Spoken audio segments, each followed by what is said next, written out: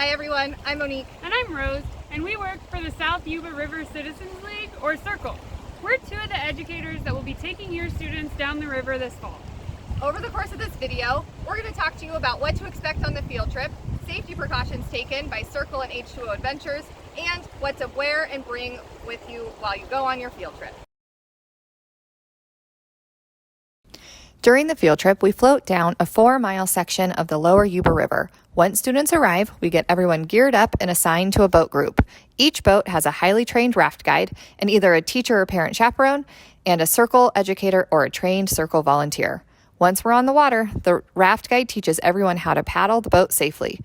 There is a small rapid at the beginning of the trip shown in the video on your screen. The rest of the trip is mostly flat water with a few riffles. Students look for salmon and other wildlife as they float down the river. We make a few stops along the way for educational activities and to eat lunch. And now we're going to turn it over to our raft guides with H2O Adventure to give us the inside scoop on how to stay safe on the river. Welcome to the Lower Yuba. I'm Fiona with H2O Adventures. This is Zara and this is Devin, and we're going to go over a quick safety talk today. Today we have two pieces of equipment, our PFDs, or our personal flotation devices, which Zara is wearing.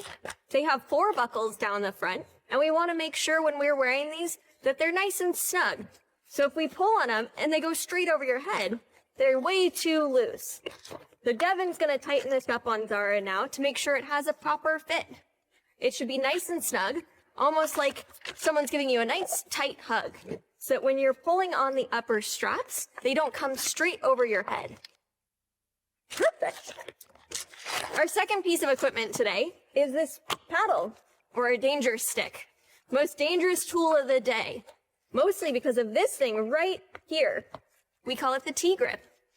At all points today, we want to keep your hand on top of that T-grip, so that we don't go waving it around, knocking out our friends' teeth, and we can all smile at the end of the day.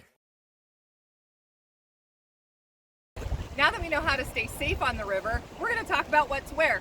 Rose and I are dressed like we would get on the boat right now and start floating down. So as you see, we have our PFDs on, we have fast-drying clothing on. Rose is dressed a little bit more like if it's a nice warm day in shorts and sandals that really stay on your feet.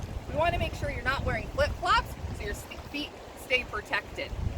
I'm wearing pants if it's a little bit colder out, but you want to make sure that you're wearing fast-drying clothing because you will be walking in and out of the water to get into the boat, and you might get splashed along the way as well. Another really important thing to bring is your water bottle. We want to make sure that you stay hydrated and nice and safe on the river. You also want to bring a lunch, whether that's from home or school. That's up to you and your family. Also, sun protection is important. So if you have a hat or sunglasses, you can bring those things with you too. Awesome! And if you don't have those items, CIRCLE has a variety of supplies that you can borrow on the day of your field trip. So if it's cold and you don't have a fleece jacket, we've got some great fleece that your student can borrow on the day of the field trip. If it's cold and rainy, we have some rain jackets that your students can borrow on the day of. And we also have rain pants to keep your students' legs dry as they float down the river. If your student doesn't have the appropriate footwear, we have Tiva sandals in a variety of sizes, as well as neoprene booties to keep their toes nice and warm. We can't wait to have you out on the river with us. See you soon!